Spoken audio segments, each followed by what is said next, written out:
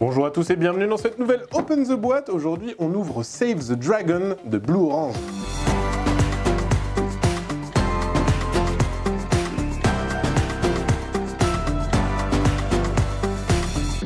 Save the Dragon, c'est un jeu de Frédéric Moyerson, illustré par Stivo. C'est un jeu où on va être une princesse ou un prince, et nous allons devoir délivrer le dragon en escaladant un escalier et en évitant les pierres qui pourraient nous faire tomber.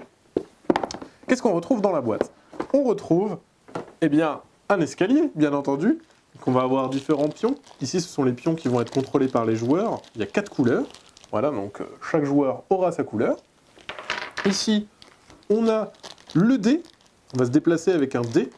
Voilà, donc ça peut être 1, 2 ou 3. Donc on a vraiment ce dé de déplacement. Quand on fait 1 ou 2, on va pouvoir lancer le dé d'action. Le dé d'action, c'est un dé qui va permettre de faire tomber le rocher pour faire tomber nos adversaires, bouger une porte ou un bouclier.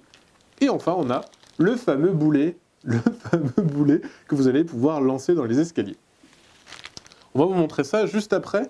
Hop, d'abord, on vous montre la règle du jeu. Il faut bien qu'il y ait une règle du jeu dans cette boîte. Très simple, c'est une page, voilà, pour vous expliquer comment on monte le château, et ensuite une page d'explication de règles.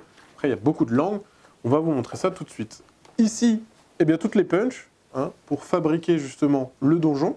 Les petites pièces qui sont en fait les bonus. Vous allez pouvoir ajouter un à votre dé. Quand vous tombez de l'escalier, en fait, vous allez récupérer ces petits jetons-là pour remonter plus rapidement.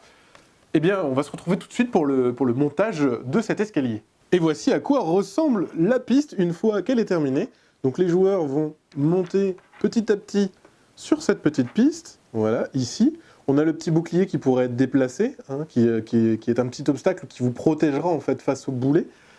Les petits dés ici, on a la porte qui empêche l'accès à l'un des sorciers, voilà, et qui pourrait être également déplacé en fonction du résultat du dé d'action.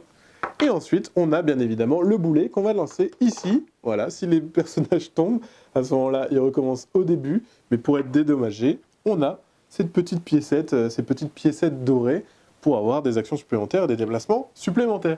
Voilà, c'était une présentation de Save the Dragon. Et bien sur ce, comme d'habitude, on vous fait des gros bisous, on vous dit à la prochaine, et puis ciao!